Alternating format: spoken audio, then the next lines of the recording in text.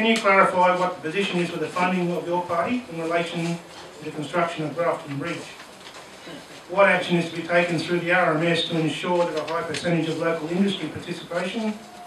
And the third part of the question, are you committed to the current government's construction completion timeframe of 2019 to 2020? Now, I've been pushing for this and working really hard within my own team, particularly with Shadow Minister for the Regions, Mick Beach, particularly with Luke Foley's team, because I know that this is really important.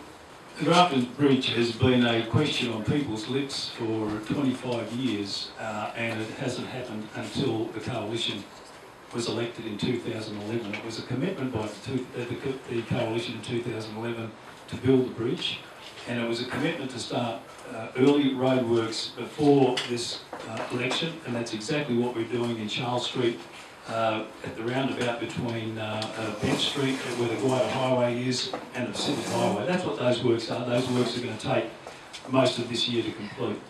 At this point in time, the plans for the new bridge are yet to be finalised, and tenders for this project will not happen till mid-year or later. Look, I can't make any promises regarding funding, and I can't make any promises regarding timeframes.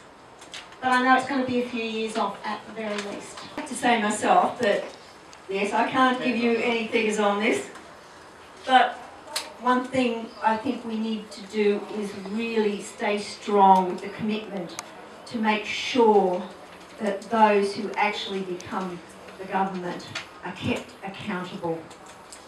And I see that's very important. I asked people about the bridge. The reaction has varied from gales of laughter to expletives that I certainly wouldn't repeat in the company we're in tonight. It has unfortunately become an unintended joke in Grafton.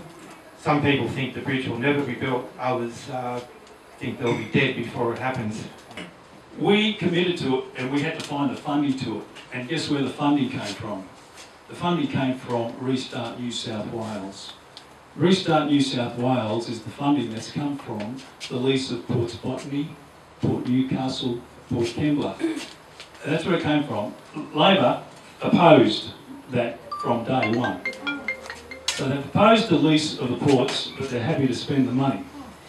And this is what really gets my goat, is because I've had a look at their infrastructure plan, and I'd like to know where the money's going to come from. It's a great moment for me to be able to deliver this news that this afternoon the New South Wales Labor Party is committing to the $177 million from Restart New South Wales in order to fund the Grafton Bridge and ensure that the bridge starts and actually gets completed.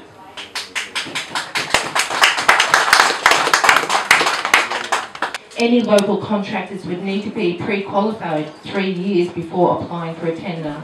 My understanding, the business would also have to be turning over $1 million to apply.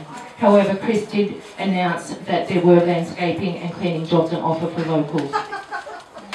This is something that I fought very hard for within the party because I know how important it is. This is something that will be delivered by New South Wales Labor. It'll be driven by me because I'm the one that pushed for it, and I want to see this commitment go ahead.